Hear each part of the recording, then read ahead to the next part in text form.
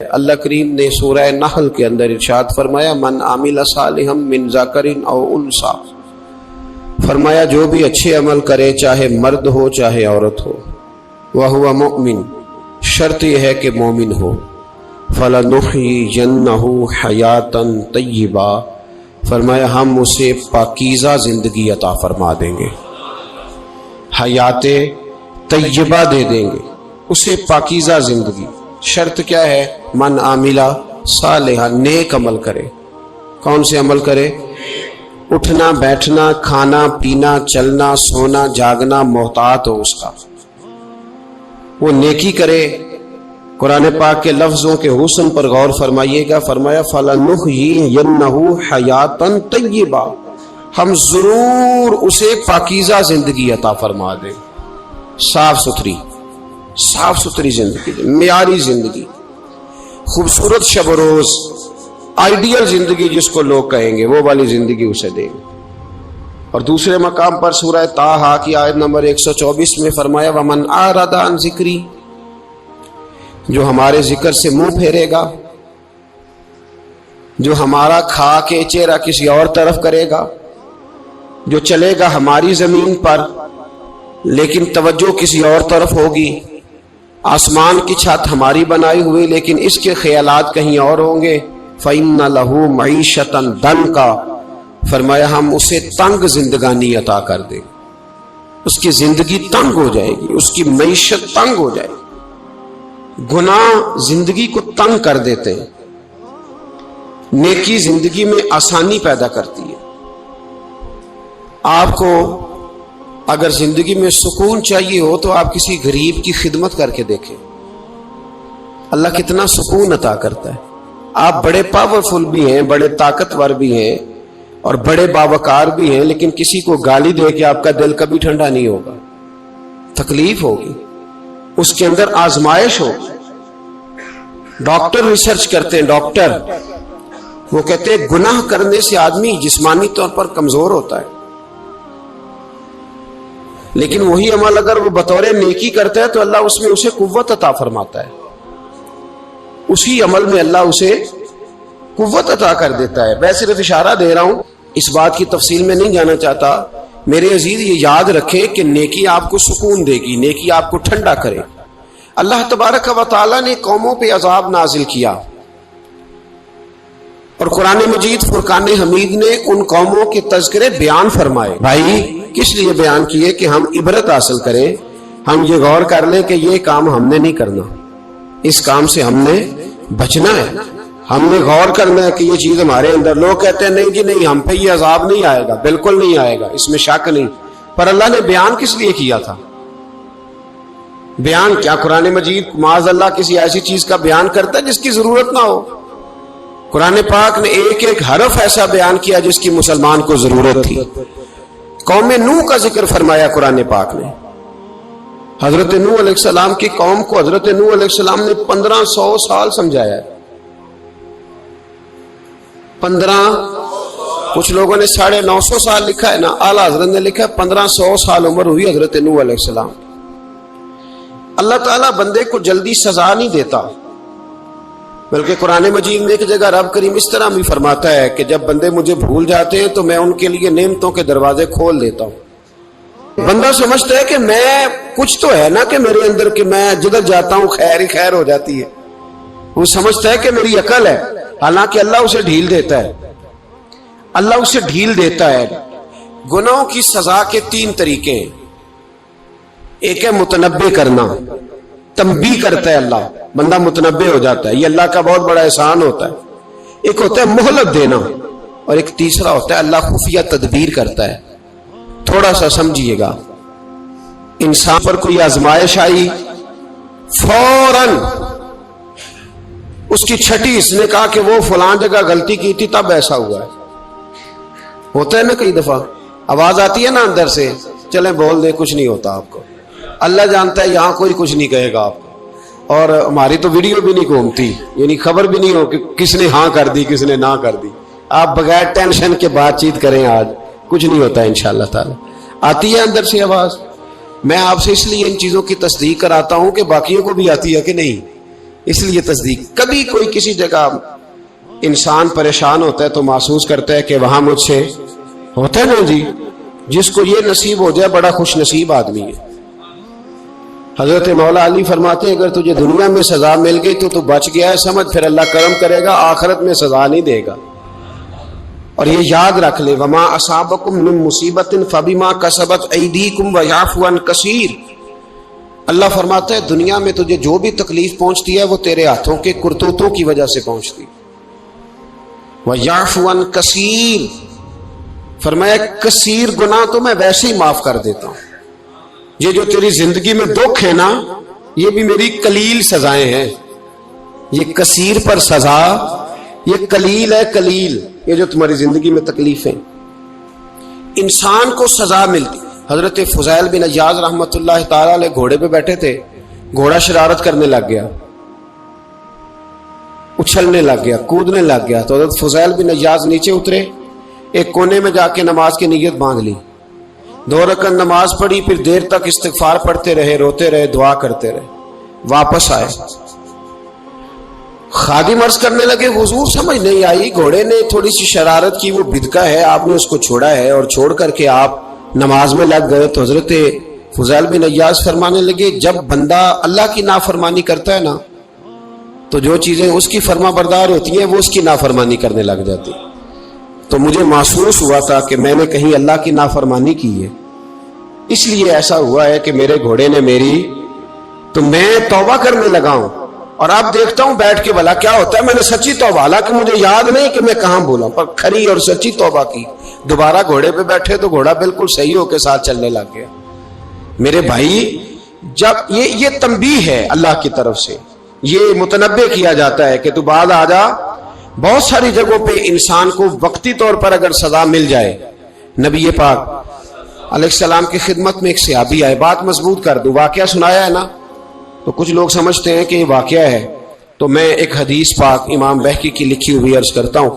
نبی پاک علیہ السلام کے ایک صحابی آئے اور ان کا سر پھٹا ہوا تھا, خون بہ رہا تھا. سرکار نے فرمایا کیا ہوا؟ عرض کی حضور ایک عورت جا رہی تھی, میری نظر پڑی, ابھی نظر پڑی ہے کہ میرے آگے ستون آ گیا تو میرے سر پہ لگ گیا.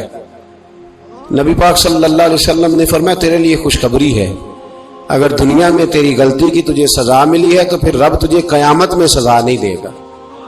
پھر اللہ قیامت میں سزا, بعض گناہ ایسے ہیں جن کی یہاں بھی سزا ملے گی اور وہاں بھی ملے, لیکن میرے بھائی پہلی بات یہ ہے کہ اللہ تعالیٰ اس غلطی کی یہی سزا دے لے اور دعا فرمائے اللہ تبارک و تعالیٰ یہاں بھی معافی عطا فرمائے, وہاں بھی معافی عطا فرمائے, اللہ درگزر ہی فرمائے. لیکن میرے بھائی ایک تو یہ سزا, ایک سزا یہ ہوتی ہے کہ انسان جب گناہ کرنے لگتا ہے تو اللہ نعمتوں کے دروازے کھولتا ہے, مہلت دیتا ہے. 500 سال تک فرعون کو مہلت دی. کتنے؟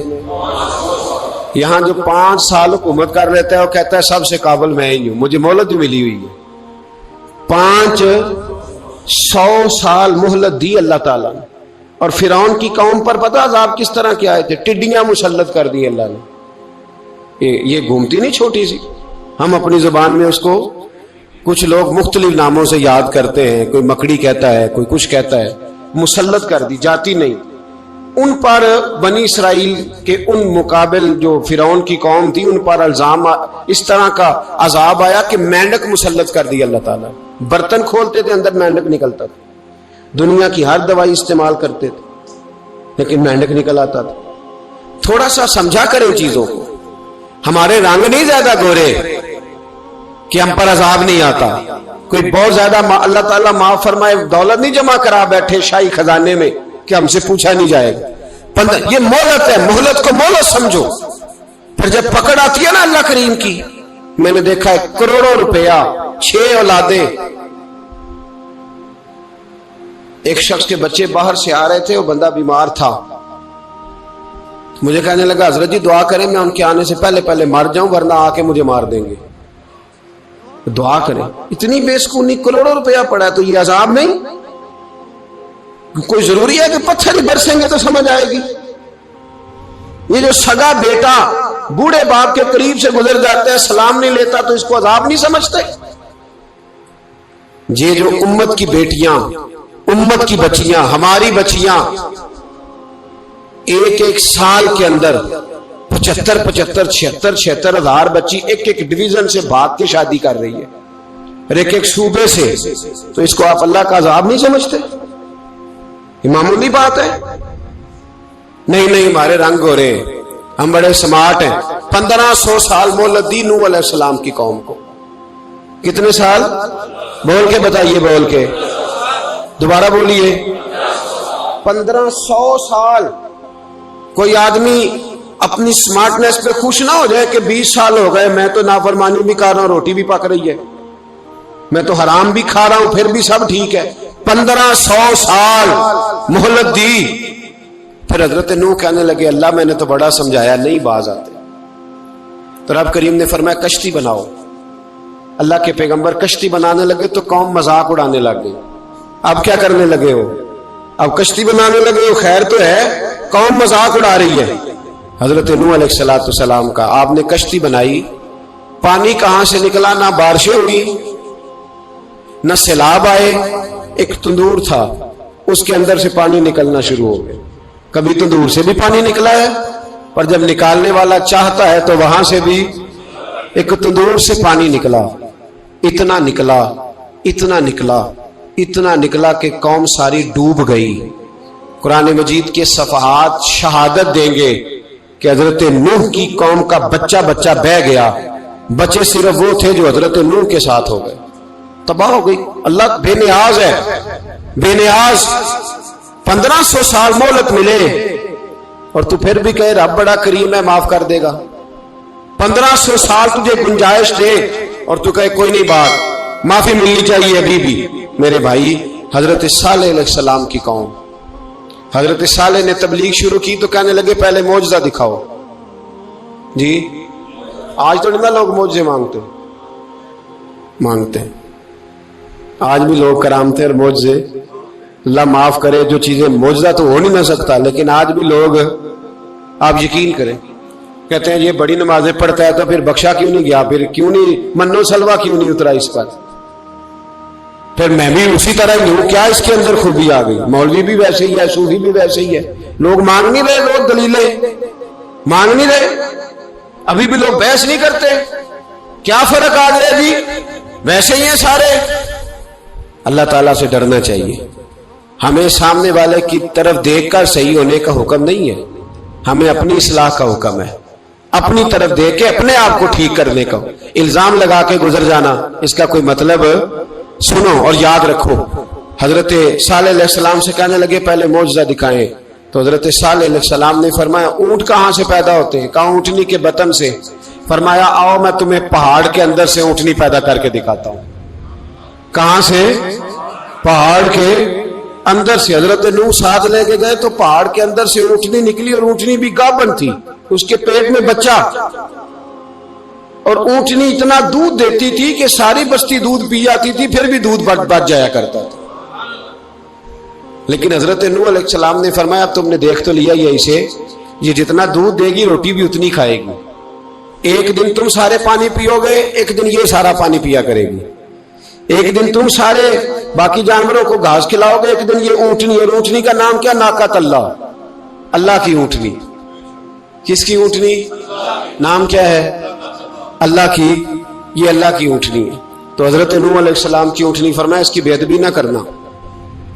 باز نہیں آئے لوگ، باز نہیں آئے، کہنے لگا جی دودھ دینا تو ٹھیک ہے، پر یہ جو سارا پانی پی جاتی ہے نا یہ صحیح نہیں، یہ جو ساری گھاس کھا جاتی ہے یہ نہیں ٹھیک، دودھ دینا تو ٹھیک ہے پر یہ نہیں صحیح۔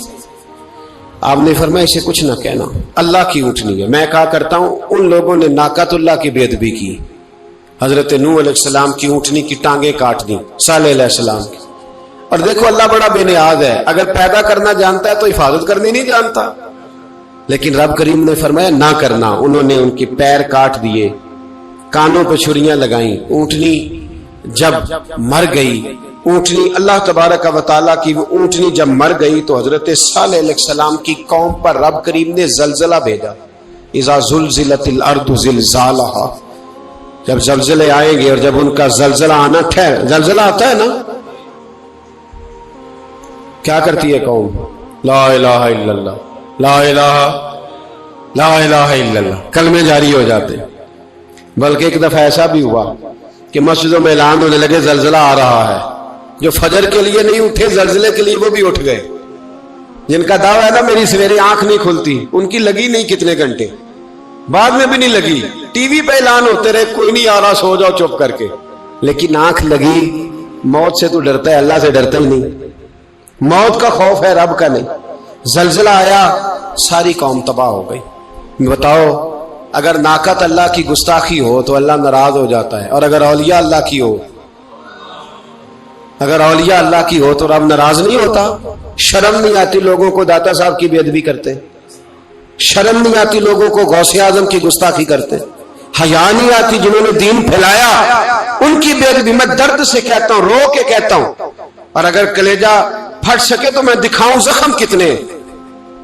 ایک حج کے موقع پر ایک بابا جی، اس سال 4,80,000 روپے کا پرائیویٹ حج تھا، اور بابا جی کی کیفیت کمزور تھی، بیچارے بیمار تھے، اس کے باوجود وہ گئے۔ بوڑھے آدمی، جا کے بیٹھیے، بزرگ، اور کتنی مشکل ہے وہاں منا، مزدلفہ، عرفات، طواف زیارت، کتنا مشکل کام ہے طواف زیارت کرنا، طواف وداع کرنا۔ کس کٹھن سے حج کیا، بڑھاپے میں، پیسے بھی لگائے، اور جب وہ روضہ رسول پہ گئے صلی اللہ اور انہوں نے جا کے نبی پاک صلی اللہ علیہ وسلم کے روزے کی طرف منہ کر کے درود شریف پڑھا تو ایک ملا نے اٹھ کے کہہ دیا تو مشرک ہے۔ تو میری روح کانپی، میں نے کہا تجھے شرم نہیں آئی، حیا نہیں آئی؟ اس کی عمر دیکھ، کس بڑھاپے میں کہاں سے چلا، کہاں آیا۔ یہ مشرک ہوتا تو کسی مندر میں جاتا، یہ مشرک ہوتا تو کسی گرجے میں جاتا، یہ مشرک نہیں، یہ مومن ہے۔ اور یہ وہ والا مومن ہے جس کے سینے میں دل جب دھڑکتا ہے تو خالی دھڑکتا نہیں، ساتھ وہ محمد عربی پہ درود و سلام بھی پڑھتا ہے۔ شرم نہیں آتی لوگوں کو؟ اتنی بڑی گستاخی کرتے، جو روزہ رسول پہ آیا مشرک ہے۔ میں نے تو ایک مولوی کو صاف صاف کہا تھا، میں نے کہا اگر میں مشرک ہوں تو نکالو، مشرک کا داخلہ تو یہاں ویسے ہی منع ہے۔ شرم نہیں آتی؟ اپنی زبان کا ایک پاس کرو کچھ۔ اتنا ظلم، اتنی بڑی فرقہ واریت امت میں، اتنا امت کو تقسیم کرتے ہو، تمہیں شرم نہیں آتی؟ جہاں سے اتحاد کا پیغام دینا چاہیے وہاں سے تم لوگوں کو فرقے کا پیغام دیتے ہو، ایک مقصود فرقے کی تبلیغ کرتے ہو۔ خدا را، تو میں کہہ رہا ہوں ناقت اللہ کی بے ادبی پہ عذاب آتا ہے، تو اولیاء اللہ کی بے ادبی پہ نہیں آتا؟ داتا صاحب ساری دن کی تبلیغ کرتے رہے، ایک آدمی نے اٹھ کے کہہ دیا جناب وہ تو شرک کا اڈا ہے، تو رب کریم ناراض نہیں ہوتا ان باتوں سے؟ ہمیں خیال کرنا چاہیے، اللہ سے ڈرنا چاہیے، ان چیزوں سے عذاب آتا ہے اور آ رہا ہے۔ اللہ تعالی ہمیں محفوظ فرمائے۔ اللہ ہمیں اس سے، قوم لوط پہ بھی عذاب آیا، ہم جنس پرستی، مرد مردوں سے بدکاری کرتے۔ حضرت نوح نے سمجھایا کہ یہ کام درست فطرت کے خلاف ہے، یہ کام درست نہیں۔ جب انسان یہ کام کرتا ہے تو زمین اور آسمان کانپتے ہیں۔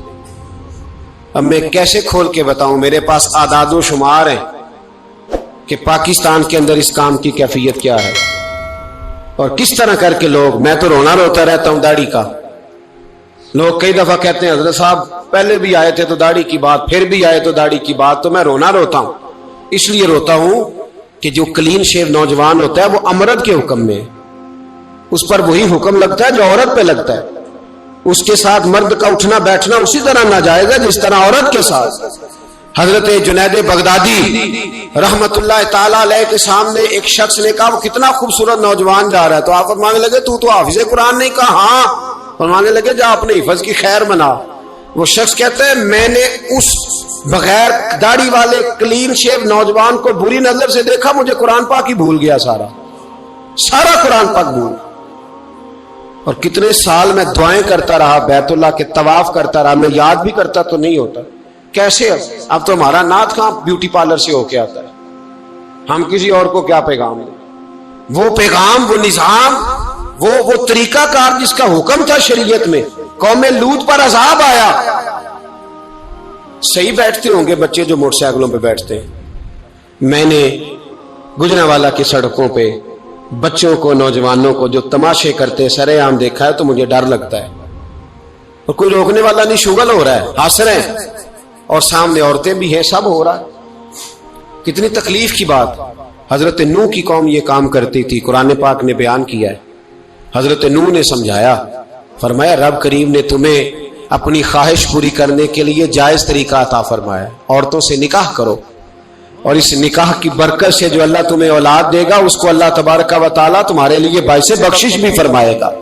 لیکن جب قوم نہ مانی تو جو قوم لوط کا عمل کرے اس کا علاج قرآن نے بیان فرمایا کہ آسمان سے پتھر برسیں گے، پھر پتھر برسے، اور جن کے بڑے بڑے اچھے دماغ تھے ان کے دماغ چکنا چور کر دیے گئے، تباہ کر دیے گئے، ان کے دماغ زمین پر بچھاڑ دیا گیا۔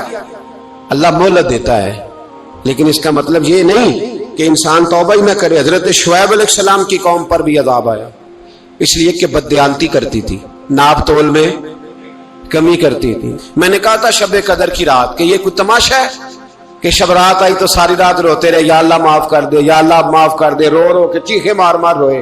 شب قدر آئی تو پھر چیخے ماری، ساری رات روئے۔ تو جس بندے کا پروگرام ہی نہیں سویرے بدلنے کا، دکان پہ بیٹھ کے پھر وہی ناپ تول میں کمی، پھر وہ اللہ تعالیٰ معاف کرے۔ میں ایک مضمون پڑھ رہا تھا تو وہ فوڈ کے اسپیشل لوگ تمہیں لکھا تھا مہربانی کرو ملاوٹ ہی اچھی چیز کی کر لو، مرچ میں کیری تو نہ ملاؤ اینٹوں کی، وہ تو بیمار کرتی ہے، وہ تو خون کی آنتوں کو روک دیتی ہے۔ وہ کہنے لگا، اور وہ کہتا میں تمہیں بتاتا ہوں کون کون سی چیز ملائی جا سکتی ہے، وہ ملا لو۔ خدا را اس قوم پہ رحم کرو، مہربانی۔ ایک دوست ہے ہمارے، میں وزیر آباد میں ان کے گھر بیٹھا تھا تو ایک میڈیکل، میرا کسی شخص پہ اعتراض کرنے کا میں مجموعی بات کرتا ہوں۔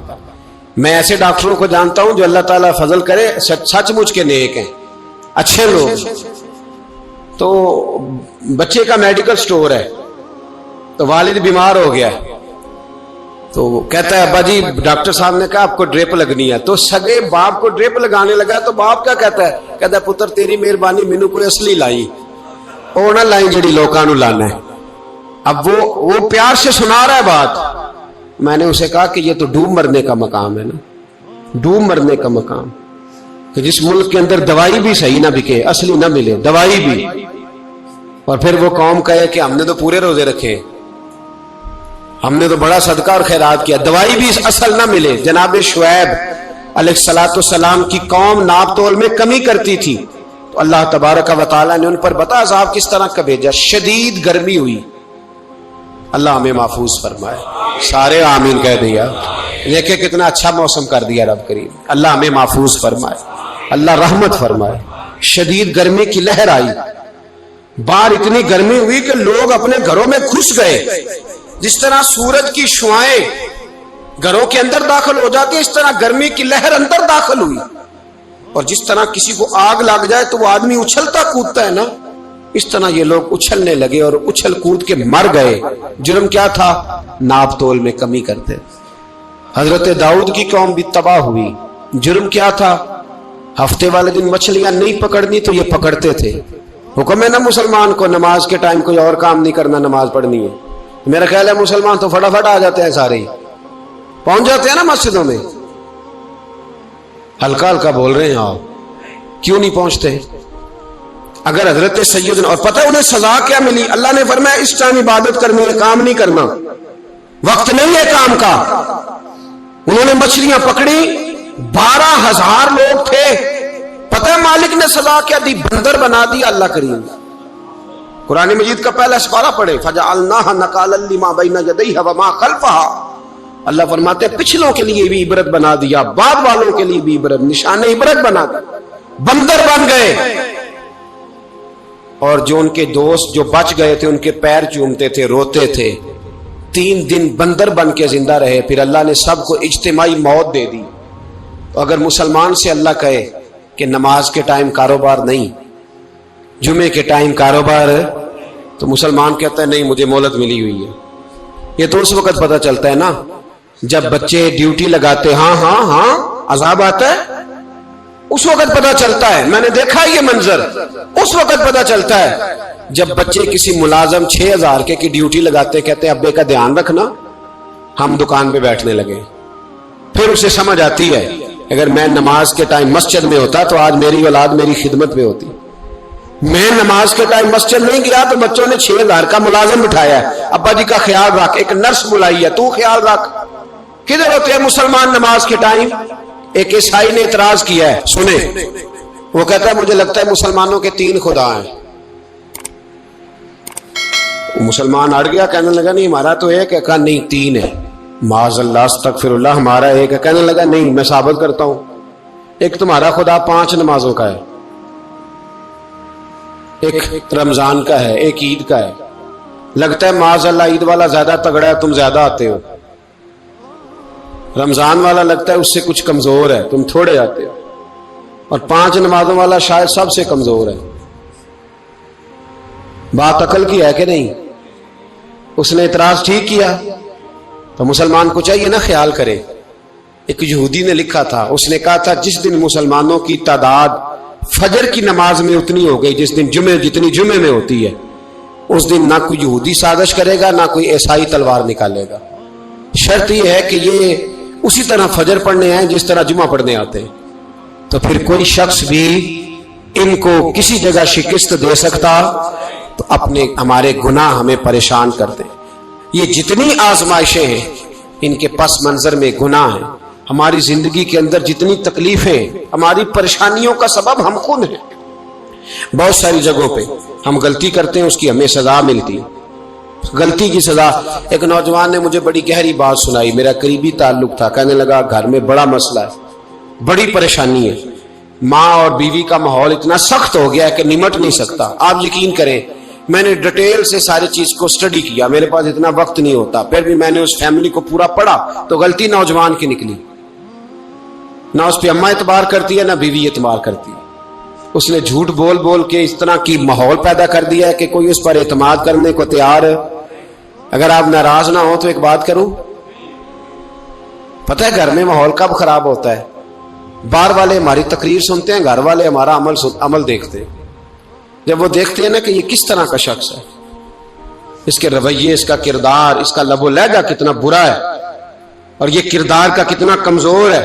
اعلیٰ حضرت فرمایا کرتے تھے نیک وہ ہوتا ہے جس کی تنہائی صاف ستھری ہوتی ہے. اس لیے ماحول بگڑ جاتا ہے. یہ جو ہم کہتے ہیں نا میرے سجن بڑے بنتے ہیں پھر ٹوٹ جاتے ہیں, کچھ لوگ ایسے ہوتے ہیں جو ان کے پاس جاتا ہے انہی کا ہو جاتا ہے. وہ کہیں اور کے قابل کیوں بھلا؟ اس لیے کہ ان کے کردار میں ٹھنڈک دیکھتا ہے, ان کے لب و لہجے میں مٹھاس دیکھتا ہے, اس شخص میں اتنی خوبصورتی دیکھتا ہے کہ اسی کا بن جاتا ہے. حضرت ابراہیم بن ادم کے پاس ایک نوجوان آیا, کہنے لگا میں گناہ کرنا چاہتا ہوں. فرمانے لگے بالکل کر, اللہ کا دیا ہوا رزق کھانا چھوڑ دے اور گناہ کر.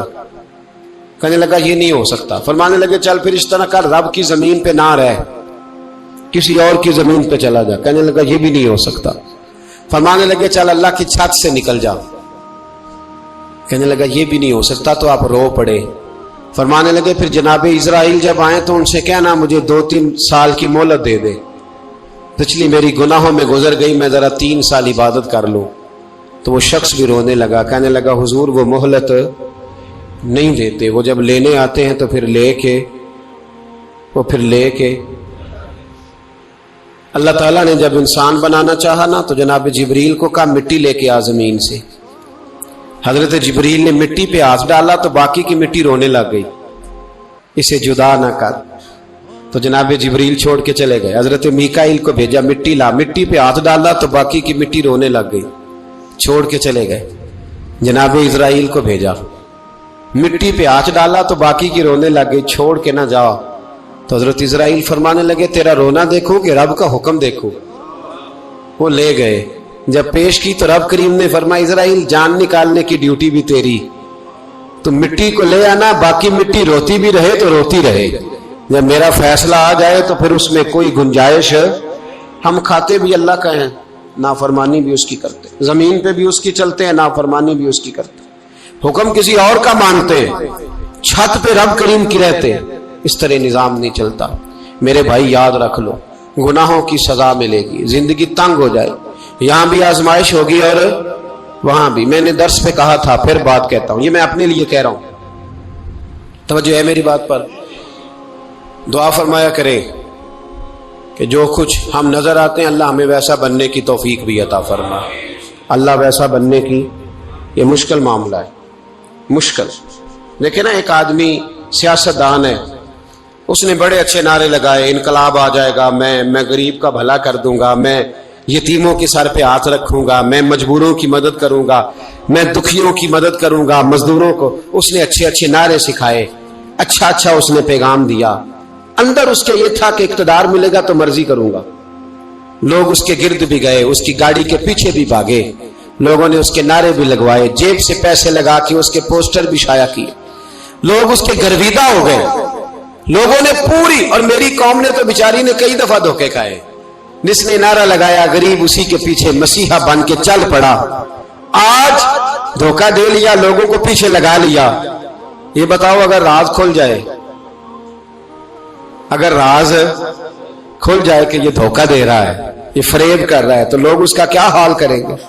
یہ راز قیامت میں کھل جائے گا.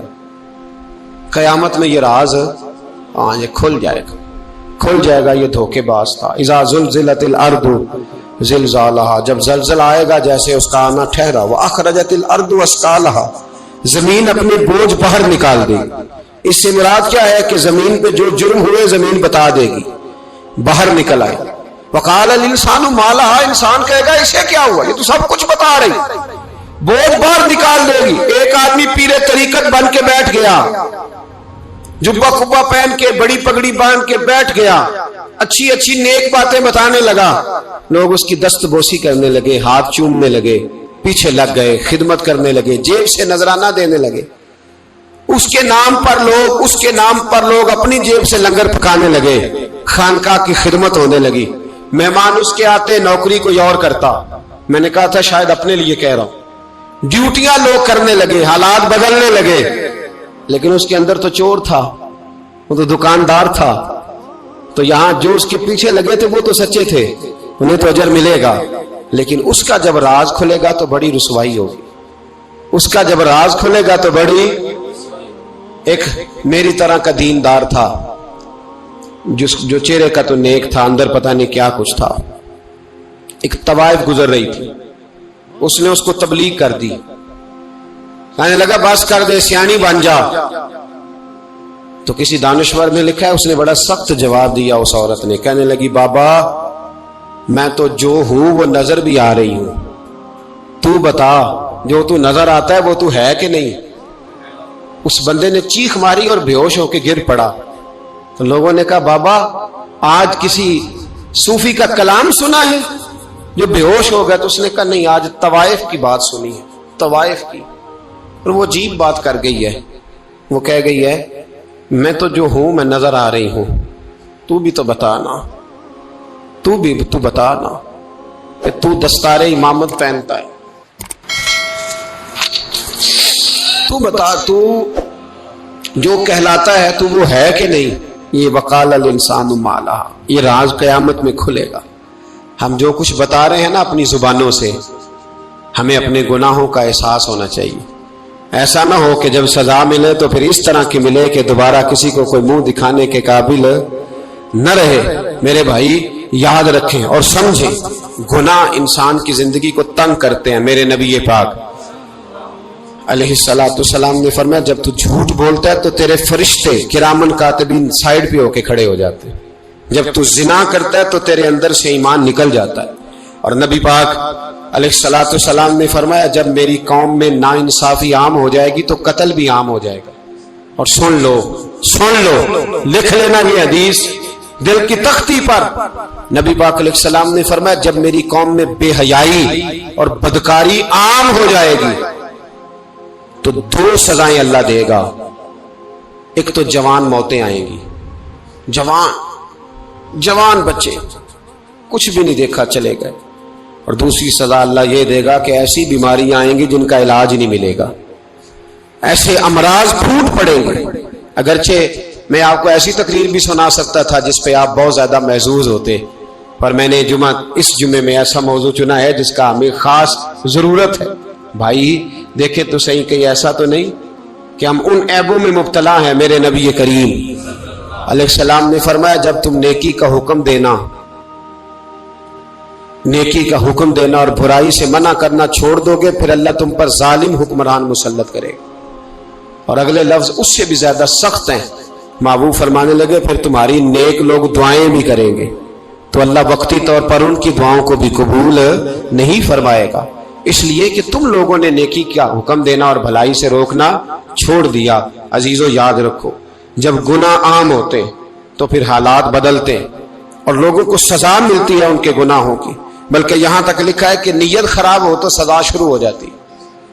کیا خراب ہو؟ بولیے گا. نیت بھی خراب ہو تو سزا. حضرت رومی کہتے ہیں کہ ایک بادشاہ کو پتہ چل گیا کہ ایک آدمی نے بڑا اچھا باغ لگایا ہے، خوبصورت باغ ہے، مالٹے کا، کنوں کا باغ، بڑا پیارا. بادشاہ نے کہا ذرا جا کے دیکھتا ہوں. بادشاہ سلامت باغ دیکھنے آئے تو اب وہ مزدور آدمی تھا، عام آدمی تھا جس نے باغ لگایا، کسان تھا. اس کو کہا کہ چند کنوں توڑ کے لایا تو بڑے پیارے لگے. ایک دو اور لایا، کھائے، بڑے میٹھے، بڑے پیارے، بڑے توانا، بڑا مزہ آیا. تو بادشاہ کے دل میں خیال آیا کہ اس پہ قبضہ نہ کر لوں باغ پہ. ہمارے یہاں نا کرائے پہ دکان دیتا نا مالک، تو جب کسی غریب کی چل جاتی ہے کہتا ہے تو خالی کر، میں نے خود ڈال لی ہے. چل گئی نا اس کی. حالانکہ رزق اپنے اپنے نصیب کا ہے، رزق اپنے اپنے نصیب کا ہے، جس کو اللہ تعالیٰ چاہتا ہے عطا کرتا ہے. تو اس کو کہا کہ اور توڑ کے لا، اور دل میں خیال ہے کہ یار اتنا اچھا باغ ہے قبضہ کر لیتے ہیں. ہماری حکومتیں قبضہ کر لیتی ہیں کہ کوئی چیز اچھی لگ جائے. اب وہ کسان 2-3 کنوں توڑ کے لایا، اس نے کھائے تو کھٹے نکلے، ترش تھے. کہنے لگا تجھے کیا ہو گیا ہے؟ تو بندہ بڑا صاحب دل تھا، کہنے لگا میں تو ٹھیک ہوں، آپ اپنی نیت سے پوچھیں کہیں خراب تو نہیں ہو گئی. تو کنوں میں بھی اس کا اثر آ گیا ہے. اپنی نیت، تو نیتیں بگڑ جائیں نا، نیتیں. اب ایک بات کہنے لگا ہوں، غور سے سننا. جب تک دو بھائی اکٹھے کاروبار کرتے ہیں نیت ہوتی ہے کہ ہمارا گھر چلے گا، تب تک اللہ برکت دیتا ہے. اور جب اپنی اپنی جیبیں سمیٹنے لگ جاتے ہیں نا کہ یہ میرا 5000 ہے، آج میں گیا تھا اگرائی کرنے، یہ میرا 10,000 ہے، آج میں نے محنت زیادہ کی، جب وہ ٹٹولنے لگتے ہیں پھر اس دکان سے بھی برکت اٹھ جاتی ہے، پھر وہاں سے بھی برکت چلی جاتی ہے. فَإِنَّ لَهُ مَعِيشَةً ضَنْكَ، فرمایا جب تو میں منہ پھیر لیتا ہے پھر تیری زندگی اللہ تنگ کر دے، پھر وہاں سے بھی برکت، خوبصورتی، اثر اٹھ جاتا ہے. ایک سنار نے گلی میں ایک یتیم چھوٹے سے بچے کو گھومتے دیکھا تو سنار بے اولاد تھا، بچے کو اٹھا کے گھر لے آیا. 18 سال اس بچے کی پرورش کی، اس کو پالا پوسا، جوان کیا. سنار کے پاس وہ دکان پہ چلا جاتا، وہ کئی دفعہ دکان پہ رہتا، کئی دفعہ گھر میں رہتا. ایک دفعہ وہ دکان پہ تھا، بچہ گھر تھا، 18 سال کا جوان. اس کی بیوی اکیلی تھی. وہ جس نے ماں بن کے پالا تھا اس نے اسی پہ حملہ کر دیا، اس کا بازو بری نیت سے تھاما. بیوی چیخی. تھوڑی دیر گزری تو وہ نوجوان پیروں میں بیٹھ گیا، کہنے لگا اماں پتہ نہیں مجھے کیا ہوا. شام کو سنار آیا، بیوی چیخنے لگی، چلانے لگی، کہنے لگی آج عجیب بات ہوئی، جس کو میں نے جگر کا خون دے دے کے پالا اسی نے گندی نظر ڈالی. سنار محو حیرت ہے. بیوی کا خیال تھا کہ لاٹھ اٹھائے گا، ڈنڈا اٹھائے گا، نوجوان کو مارے گا، لیکن وہ رونے لگ گیا. اس نے کہا آج اس نے میرا بازو تھاما ہے، جانے کیا کیا ہے. پریشان ہونے لگ گیا، سجدے میں گر گیا. کہا تو بتاتا کیوں نہیں؟ تو وہ سنار کہنے لگا اس کی غلطی نہیں، 18 سال کے بعد آج مجھ پر بھی شیطان سوار ہوا تھا. ایک عورت آئی تھی، وہ اپنے بازوؤں میں چوڑیاں پہننا چاہتی تھی تو میں نے بھی گندی نظر سے ہاتھ ڈالا تھا. رب کریم نے مجھے فوراً اس کی سزا دی. جن کے گھروں میں بیٹیاں ہوتی ہیں ان کی نظریں گندی نہیں ہوتی. جو بیٹیوں کے باپ ہوتے ہیں، جو بہنوں کے بھائی ہوتے ہیں، ان کی نظریں گندی. اور اگر تو ٹیلی فون کرتا ہے، تو کسی عورت کے ساتھ تعلق رکھتا ہے تو یہ بات لکھ لے، امام فخر الدین رازی 1، علامہ اسماعیل حقی 2، ملا جلال الدین رومی 3، امام خازن 4، امام جلال الدین سیوطی 5 حدیث کے استاد اور محدث لکھتے ہیں کہ اگر تو کسی پر گندی نظر ڈالے گا تو تیرا گھر بچ سکتا، یاد رکھ نہیں بچے گا. اس لیے کہ تیری نظر کسی کی بیٹی کو بیٹی سمجھ، تاکہ تیری بچی کا پردہ قائم رہے. کسی کی بہن کو یہ کیا بات ہوئی کہ تو جتنا مرضی گند معاشرے میں پھیلاتا رہے تیرا گھر بچا رہے؟ یہ کیسے ہو سکتا ہے؟ فَإِنَّ لَهُ مَعِيشَةً ضَنْكَ، اللہ فرماتے ہیں زندگی تنگ ہو جائے گی تیرے لیے مشکل، تو ڈھونڈتا پھرے گا کہ میں مرنے کو جگہ تلاش کروں۔ سچی توبہ کرے، کھری توبہ کرے۔ یہ گناہ انسان کو مجبور کر دیتے ہیں۔ حضرت عبداللہ بن مبارک رحمت اللہ تعالی علیہ، ان کے سینکڑوں شاگرد تھے، ایک شاگرد کے انتقال کا وقت آیا تو گھر گئے ملنے۔ آپ کہتے ہیں میں نے زور لگا لیا پر اس کی زبان پر کلمہ جاری نہیں ہوا۔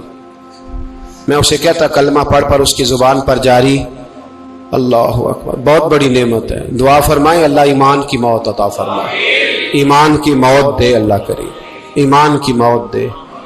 ایسے بھی لوگ دیکھے ہیں، مسجد نبوی ہے، رسول اللہ کا شہر ہے، سر سجدے میں ہے، روح پرواز کر گئی، روح پر کتنا نصیبوں والا ہے، کتنا نصیبوں والا ہے کہ مسجد نبوی میں سر سجدے میں رکھا ہے اور اللہ تبارک و تعالیٰ نے محبوب کے قدموں میں موت عطا فرمائی۔ تو حضرت عبداللہ بن مبارک کہتے ہیں میں نے اس کو کہا کلمہ پڑھ تو اس کی زبان پہ جاری نہیں ہوتا۔ میں بار بار کہتا تو وہ منت کرتا، کہتا حضور میں کوشش کرتا ہوں جاری نہیں ہوتا۔ فرماتے میں پریشان ہو کے اٹھا، ابھی میں دروازے پہ پہنچا تھا اس نے چیخ ماری اور روح پرواز کر گئی۔ بچے رونے لگے، بیوی رونے لگی، تو میں نے اس کی بیوی سے کہا کہ یہ جرم کیا کرتا تھا، اتنا بڑا پاپی پہ کلمہ جاری نہیں ہوا۔ اس کی زوجہ کہنے لگی حضرت جی دو گناہ تھے اس کے، ایک تو یہ شراب کا عادی تھا، روکتی تھی باز نہیں آتا تھا، اور دوسری بات یہ کہ یہ اپنی اماں کا نافرمان تھا، وہ دو گلیاں چھوڑ کے رہتی ہے، یہ کبھی ملنے نہیں گیا تھا، اس بوڑھی کا کلیجہ اس کی طرف سے بڑی تکلیف میں تھا۔ تو حضرت عبداللہ بن مبارک کہنے لگے جا تو بھی دعا کر اور اس کی ماں کو بھی کہہ دعا کرے کہ یہاں تو یہ کلمہ نہیں اسے نصیب ہوا، اللہ کرے اللہ آخرت کی منزلیں اس کی بہتر فرما دے۔ میرے بھائی ایسے گناہ حضرت مالک بن دینار نے توبہ کی، توبہ کی انہوں نے۔ کس طرح؟ فرماتے میں نشے کا عادی تھا، کسی نے مجھے کہا کہ بطور دوائی شراب پی لو تو میں نے پی لی، نشے کا عادی تھا، شراب پیتا تھا۔ اللہ تعالیٰ نے بڑی منتوں اور کوششوں کے بعد، منتوں کے بعد ایک بیٹی عطا فرمائی، وہ بھی 2.5-3 سال کی ہوئی تو پردہ کر گئی۔ کہتے میں اس کی قبر پہ بیٹھ کے گھنٹوں روتا، شراب کا عادی تھا۔ ایک دن سویا تو خواب دیکھتا ہوں کہ میرے پیچھے ایک بڑا سانپ لگ گیا ہے، اور سانپ جب منہ کھولتا ہے تو انگارہ نکلتا ہے۔ میں پھر دعا کرتا ہوں اللہ ہمیں معاف فرمائے، اللہ ہم سے درگزر۔ میں کچھ قبرستانوں میں جاتا ہوں تو میں وہاں میں سانپ بچھو پھرتے ہوئے دیکھتا ہوں تو ڈر آتا ہے کہ ہم یہاں آنے والے ہیں۔ یہ لوگ کہہ رہے ہیں کہ تمہاری تیاری ہے، کسی وقت بھی اعلان ہو جائے گا کہ چلو بھائی چلو فلاں صاحب کا جنازہ ہے، اٹھو۔ لوگ کہتے ہیں جلدی کرو، اور ایک کونے میں ایک شخص یہ بھی کہتا ہے کہ دیگ بھی رکھ لو مہمان بڑے جمع ہو گئے، اور ایک کونے میں لوگ یہ بھی کہتے ہیں کہ برف ٹھنڈی لے آؤ، لوگوں نے پانی بھی پینا۔ پہلے اعلان ہوتا ہے کہ فلاں فوت ہو گیا، پھر اعلان ہوتا ہے جنازے کا ٹائم ہو گیا، پھر اعلان ہوتا ہے جنازہ اٹھایا جائے گا، اور پھر بات ختم ہو جاتی ہے۔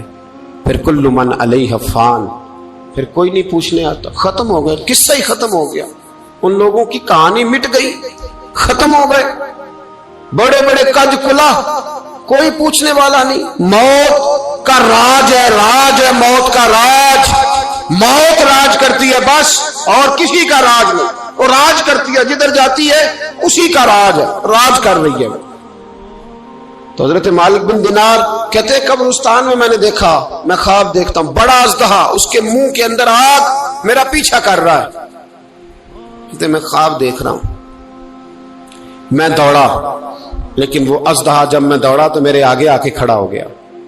میں مشرق کو دوڑا تو وہاں بھی آ گیا، مغرب کو دوڑا تو وہاں بھی آ گیا۔ جناب مالک بن دینار کہتے ہیں ایک بوڑھا شخص کمزور مجھے بچانے آیا، پر اس اژدہا نے پھونک ماری تو وہ بوڑھا آدمی دور جا گرا۔ کہتے میں چیختا تھا، چلاتا تھا، ایک پہاڑی پہ میں بھاگا گیا تو وہاں مجھے میری بیٹی ملی، مجھے فوت ہو گئی۔ وہ اس اژدہے کے آگے اس نے یوں ہاتھ کیا تو اژدہا پیچھے بھاگ گیا۔ میں نے بیٹی کو گود میں اٹھایا، میں نے کہا بیٹی یہ کون تھا؟ کہنے لگی ابا یہ تیرا برا عمل تھا، یہ تیرا برا عمل تھا، یہ تجھے کھا جاتا اگر میں نہ ہوتی۔ تو کہا یہ بوڑھا جو مجھے بچانے آیا یہ کون تھا؟ کہا یہ تیرا اچھا عمل تھا پر کمزور بڑا تھا، تھوڑا تھا، یہ تیرے برے عمل کا مقابلہ کرنے کی ہمت نہیں رکھتا تھا۔ حضرت مالک بن دینار کہتے ہیں میری بیٹی نے خواب میں میری داڑھی پکڑ لی اور کہنے لگی ابا میں چاہتی ہوں تو صحیح ہو جا، ایسا نہ ہو کہ پھر تیرے پیچھے یہ ازدہا لگ جائے۔ حضرت مالک بن دینار کہتے ہیں جب میں سو کے اٹھا تو میری داڑھی آنسوؤں سے بھری ہوئی تھی، پھر اس کے بعد میں نے توبہ کی، اس طرح کی توبہ کی کہ پھر میں نے کوشش کی کہ دوبارہ میں اپنے رب کی نافرمانی نہ کروں۔ حضرت عبداللہ ابن عباس فرماتے تھے جو دنیا میں ہنس ہنس کے گناہ کرتے ہیں نا،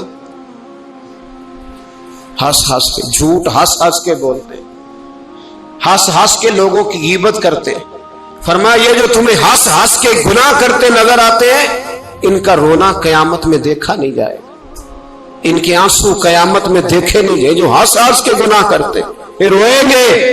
فَلْيَضْحَكُوا قَلِيلًا وَلْيَبْكُوا كَثِيرًا، رب فرماتا ہے زیادہ رویا کرو کم ہنسا کرو۔ نبی پاک علیہ السلام روتے تو صحابہ کہتے حضور آپ اتنا کیوں روتے ہیں؟ تو محبوب فرماتے جو میں جانتا ہوں وہ تم نہیں جانتے۔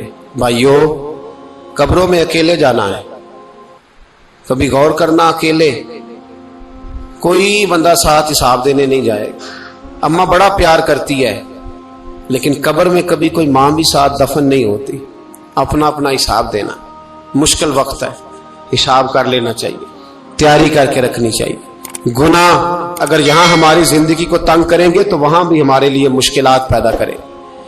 نبی کریم علیہ السلام نے فرمایا ہے کہ اللہ بڑا مہربان ہے، اللہ بڑا کریم ہے، اللہ بڑا ستار ہے، اور یاد رکھو جب کوئی اس کی ریٹ کو چیلنج کرے، جب کوئی اس کے قانون کو توڑے، جب کوئی اللہ کی اعلانیہ نافرمانی کرے، پھر رب کریم کی غیرت کو، اس کے عدل کو جوش آتا ہے، توبہ کرے سچی، مسجد کی حاضری دے پابندی کے ساتھ۔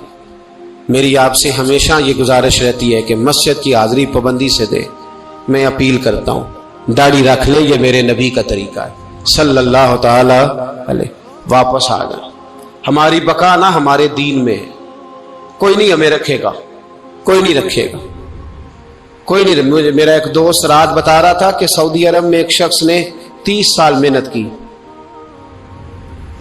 تو جب وہ مرا ہے وہیں اس کے گھر میں فون کیا تو اس کے گھر والوں نے کہا جناب آپ کو مشکل ہوگی ڈیڈ باڈی بھیجنے میں، وہیں دفن کر دیں، ہاں اگر اس کا کوئی پیسہ ہے تو وہ ذرا اکاؤنٹ میں بھیج دیں، بچیوں کو ضرورت ہے۔ او بھائی تو اکیلا جائے گا، تیرے لیے مشکل ہو جائے۔ اپنے بھی ساتھ یقین کریں، بچے دعائیں کرانے آتے ہیں، کہتے ہیں حضرت جی دعا کریں اللہ اماں کی سختی معاف کر دے۔ اس کا مطلب کیا ہے کہ اماں اب جائے، اب ہمارا نمبر آئے۔ بچے تو انتظار کر رہے ہیں کہ ابا جائے اور گدی پہ ہمارا نمبر آئے۔ تیاری ہے، اکیلے جانا ہے، اکیلے سخت سا مرحلہ ہے، اکیلے سارا کچھ فیس کرنا۔ آج توبہ کریں، وہاں کے کیڑے یہاں رہ کے مارے، اپنے ساتھ ظلم نہ کریں۔ ہم اس قابل نہیں کہ وہاں جا کے مقابلہ کر سکیں، بچیں، اپنے آپ کو محفوظ کریں، بچائیں، حساب اپنا اپنا دینا ہے۔ کسی باپ نے اگر اپنے بچوں کو حرام کھلایا تو بچے تو نہیں کہہ رہے تھے نا کہ حرام لے کے آ، تو باپ نے حساب دینا۔